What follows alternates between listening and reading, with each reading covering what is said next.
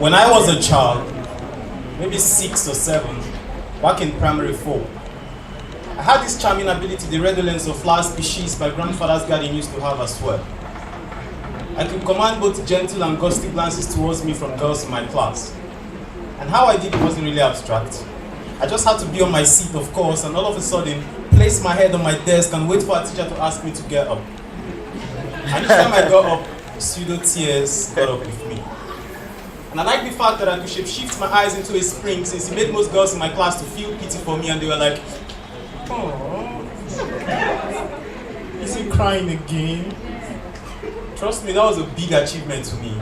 And more importantly, it made Princess very emotional. Princess was my crush in class, so blame her. She would rush me during break time to say, sorry. Because I must have told our teacher that I was having one ache or the other. Now, I don't mean head or stomach ache, but aches like missing Johnny Bravo cartoon on STV, or forgetting football at home we were supposed to play during break time. She would go on to say that whenever she saw my tears, fireworks begin to collide with airplanes flying freely in her head, causing commotion here and there, that her heart automatically changes into a ship, sinking sympathetically as a result of the sailor's silence, that her stomach turns into an ocean, struggling not to get swallowed by a shark that lives in it, that seeing me tear replaced a dream of hers which had her drowning in a river filled with fever. And then I thought that maybe the only way out for her was to fall flat like a cut down Iroko tree, oblivious of herself in class, because whenever Princess saw my tears, she fainted. I felt she was so vulnerable and couldn't help it, but I was a big fool. One morning before break time, Princess walked up to me, and with a tender voice that could rescue the sun from some degree of its own fierce heat, said to me, "Hey Bwrite, I'd love to tell you something during break time, but promise me no whatever aches today."